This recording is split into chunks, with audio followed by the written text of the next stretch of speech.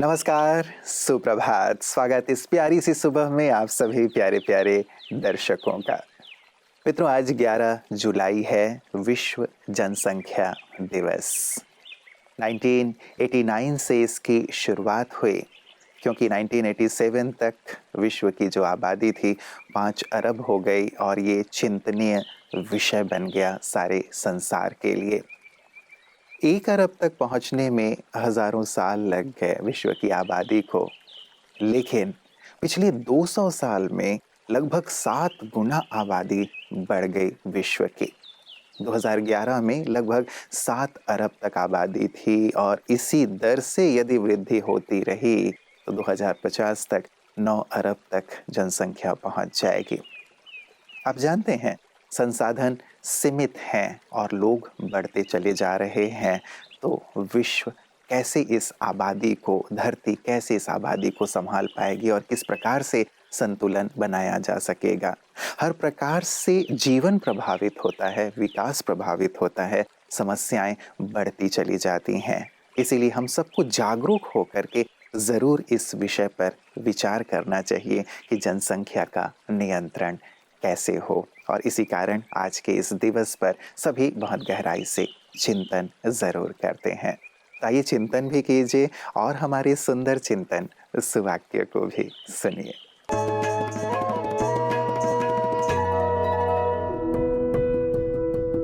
एकांत और एकेश्वर का स्मरण है हर एक समस्या का हल। शोर शराबे के बीच कैसा लगता है, भीड़ में कितनी घुटन महसूस होती है।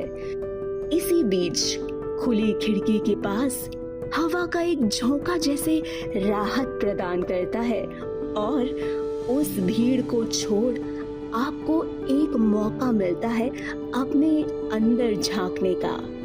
कभी सोचा है, हम धार्मिक स्थानों पर जब बैठते हैं तो हमें इतना सुकून क्यों प्राप्त होता है?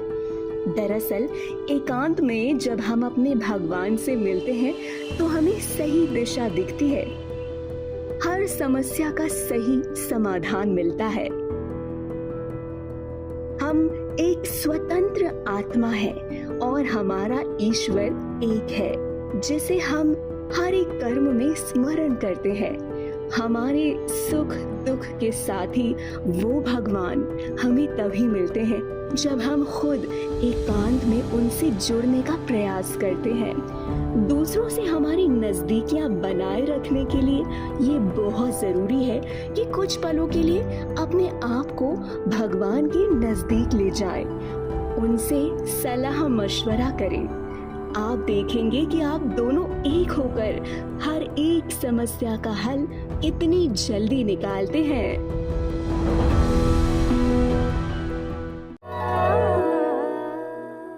सुंदर सुवाक्य मित्रों, एकांत और एक ईश्वर का स्मरण ही हर समस्या का हल और जनसंख्या विस्फोट का भी हल इसमें अवश्य समाहित है। हम एकांत में ज़रूर इस पर चिंतन करें और साथ ही हमारी स्वास्थ्य संबंधित समस्याओं का हल भी इसी में समाहित है, क्योंकि मन इससे बहुत सकारात्मक हो जाता है। साथ ही जनसंख्या विस्फोट की जो बात हो रही है मित्रों, सचमुच यदि आबादी बढ़ती चली जाएगी तो हम जानते हैं कुपोषण बढ़ता है, बहुत सारी गंदगी बढ़ती चली जाती है और अनेक समस्याओं का जन्म होता है। तो ज़रूर आज के सुवाक्य के अनुसार एकांत में बैठकर हम इस पर चिंतन करें। ईश्वर ज़रूर हमारा मार्ग प्रशस्त करेंगे। और इसी सुंदर कामना के साथ आइए बढ़ते हैं आपकी सेहत आपके हाथ की ओर। ओम शांति फ्रेंड्स। दोस्तों, आजकल एक बीमारी आपने बहुत सुनी होगी, उसका नाम है साइकोसिस। हालांकि साइकोसिस कोई बीमारी नहीं, एक सिम्टम है बहुत सारी बीमारियों का। जैसे स्पेशली स्किज़ोफ्रेनिया हो जाता है, बाइपोलर डिसऑर्डर हो जाता है और कुछ दवाइयां हैं जिसके द्वारा भी ऐसा हो सकता है। जैसे कि कई लोग ब्रेन स्टिमुलेंट्स लेते हैं, एम्फेटामिन है, LSD है, मैरिजुआना लेते हैं, कैनाबिस जो प्रोडक्ट्स होती हैं, तो उसके कारण भी ऐसा हमें हो सकता है दोस्तों। और कुछ पेशेंट्स कुछ दवाइयों पर होते हैं, साइकोटिक मेडिसिन पर, उसकी वजह से भी कई बार हमें ऐसा हो सकता है। दोस्तों, इसमें क्या होता है, हम लोग रियलिटी से कट जाते हैं। हमारी जो लॉस ऑफ इंसाइट, हमारा जो अंदर रियल, जो बाहर रियल है, अंदर जो रियल उससे हम दूर हो जाते हैं। हम रियल को परसीव ना करके हम अनरियल को परसीव करने लगते हैं। हमें आवाज़ें सुनाई देने लगती हैं जो आवाज़ें नहीं हैं, जिसको हम ऑडिटरी हॉलुसिनेशंस कहते हैं दोस्तों। और हमें कुछ ऐसी चीज़ दिखाई देने लगती है जो है नहीं, तो उसको हम कहते हैं विजुअल हॉलुसिनेशंस, है ना। और डेल्यूशंस होने लगते हैं, ऐसे कुछ नए बिलीफ सिस्टम्स होने लगते हैं, जैसे कि मुझे लगता है कि मैं ही भगवान हूँ, मैं ही सब कुछ चला रहा हूँ, या कई बार ऐसा लगता है कि नहीं, कोई मुझे चला रहा है, कोई पावर है जो बाहर मुझे चला रही है, या मैं ऐसा कर सकता हूँ, मैं वैसा कर सकता हूँ, जो अनरियल है। ऐसे बिलीफ्स पैदा होते हैं, ऐसे रॉन्ग बिलीफ सिस्टम्स पैदा हो जाते हैं, जिसकी वजह से हमारे अंदर दोस्तों ऐसा हम समाज से कटने लगते हैं। कई बार जिनको एपिलेप्सी होती है, दौरा पड़ता है, उनको भी कई बार ऐसा हो सकता है। बहनों को जब पीरियड्स आते हैं, कुछ बहनों को ऐसा मेंस्ट्रुअल साइकोसिस हो सकता है, और वो जैसे ही पीरियड शुरू होने के पहले शुरू होता है, बाद में ख़त्म भी हो जाता है। तो दोस्तों ऐसी कंडीशंस हैं, तो आप ध्यान रखें, जब भी आपको कोई ऐसा सिम्टम महसूस हो तो आप साइकोलॉजिस्ट के पास जाएं या साइकेट्रिस्ट को कंसल्ट करें। और इसकी फिर दवाइयाँ हैं, इस दवाइयों को लेने से आप ठीक हो सकते हैं दोस्तों। पर हमें ध्यान रखना चाहिए, बहुत too much television, too much media, social media, too much negative thinking, too much desires, है ना। हमारी अपब्रिंगिंग कैसी है, हालांकि इसमें जीन्स भी रिस्पॉन्सिबल हो सकते हैं, पर ये जरूरी नहीं कि आपके अंदर जीन है तो आपको ज़रूर प्रॉब्लम होने ही वाली है। आप अगर रेगुलर एक मेडिटेटिव लाइफस्टाइल को लाइफ में यूज़ करें तो ये बीमारी आपको होगी ही नहीं। इतना रियलिटी से कनेक्ट रहेंगे उतना अनरियलिटी की तरफ जाएंगे ही नहीं। तो एक बार साइकोसिस होने के बाद फिर याद रखें, मेडिटेशन आपको कॉन्ट्रा इंडिकेटेड है, आपको उसमें मेडिटेशन नहीं करना है। पहले दवाइयों से अपने आप कंट्रोल करना है, और फिर उसके बाद आपको मेडिटेशन का रोल बहुत बाद में डॉक्टर से पूछ के ही करना है। तो दोस्तों ये बातें आप ध्यान रखें, और आपके आसपास ऐसा कोई व्यक्ति है तो उसको तुरंत डॉक्टर को दिखाएं। ओम शांति। धरती हमारी है, लोग हमारे हैं, जीवन भी हमें ही यहाँ जीना है। तो यहाँ सुखमय जीवन के लिए हम सबका ये सुंदर दायित्व बनता है। इसीलिए इस पर जो आज का विषय है उस पर ज़रूर विचार कीजिएगा। और ये विचार हमारे विशिष्ट जन भी करते हैं, जो समाज में फैले हुए कुरीतियों को या अनेक प्रकार की जो समस्याएं हैं उनका निदान कैसे हो, उसके लिए लगातार प्रयासरत रहते हैं। आज हमारे साथ हैं पड़ोसी देश पाकिस्तान से पधारे हुए अमीर अब्बास जी, जो कि एक सामाजिक कार्यकर्ता हैं। ब्रह्मा कुमारीज में भारतवर्ष में आकर के उन्होंने क्या अनुभव किया और कैसे इन अलग अलग समस्याओं का निदान हो सकता है, उस पर भी वो सुंदर अनुभव साझा कर रहे हैं। मेरे फादर ने कहीं बाई चांस दादा को देखा, और हमें बचपन में बताते थे कि एक बुज़ुर्ग थे, जो हम बुज़ुर्ग कहते हैं, सेट्स कहते हैं, उनकी आंखों में एक मैग्नेटिज्म होता था, कोई जिसको देखते तो अपना बना लेते थे। तो मेरे फादर ने कहा, जब मैंने देखा तो मुझे लगा एक करंट लगा है। तो मैं हंसता था, मैं छोटा था। जब ये शुरू हुआ था तब ये बहुत बड़ी बात थी, बहुत बड़ी बात थी कि आप टोटली अपने जिस मज़हब में जैसे लोग बहुत मजबूती से जुड़े हुए, आप बोले उसको टोटली आप उसको फारूक कर दो, आप कहेंगे जो मैं कर रहा हूँ सच है। तब इनकी कम्युनिटी के लोग, बल्कि पूरी हैदराबाद के लिए थे, सब लोग खड़े हो गए। उन्होंने एक बहुत बड़ा प्रोटेस्ट किया जिसमें हज़ारों लोग आए। और सिंध असेंबली में उस वक्त वो उसका सेशन चल रहा था, जिसमें मेरे दादा थे उस वक्त चीफ मिनिस्टर, वो भी थे। जो मेंबर ऑफ असेंबली थे उन्होंने कहा कि आप फ़ौरन अभी ऑर्डर निकालो, इस आदमी को सिंध में रहने का नहीं। तो मेरे दादा ने कहा नो, मेरी हुकूमत में फ्रीडम ऑफ स्पीच सबके लिए है, जो भी है सब लोग अपनी मर्जी से गए हैं, ज़बरदस्ती ले जाएगा कानून हरकत में आ गया तो मैं नहीं करूँगा। तो उन्होंने फिर दादा को प्रोटेक्ट किया कि नहीं जी, फ्रीडम ऑफ स्पीच सबके लिए है, आपके लिए भी है, इनके लिए भी है। सच कभी भी नहीं हारता। एक बहुत बड़े अंधेरे में एक तीली जो होती है ना, उसको बुझा देती है, अंधेरे को खत्म करती है। आज लोग कहते हैं कि आज की जो समस्याएं हैं उनका जो हल है इनके पास है। जो हम चाहते हैं, सुकून चाहिए ज़हनी, और इसमें सोसाइटी में मोहब्बत हो, सब एक जो कि टॉलरेंस हो, एक दूसरे मोहब्बत करें, सब एक दूसरे के भाई हो, कोई बड़ा ना हो, सब बराबर हो, इक्वलिटी हो, तो वो तो ये सब यही बताते थे। प्रजापिता ब्रह्मा कुमारी ईश्वरी विश्वविद्यालय भी यही मूल शिक्षा देती है कि आप संयमित जीवन जिएं, ब्रह्मचर्य का पालन करें यदि आपके लिए संभव है तो।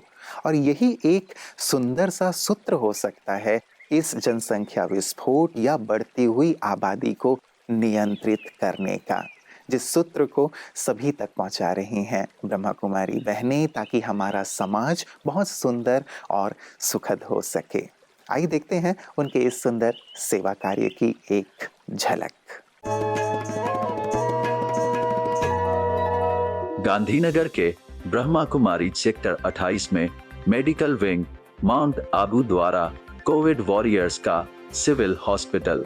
गांधीनगर के ऑडिटोरियम में सम्मान समारोह का आयोजन परमात्मा की याद के साथ शुरू किया गया।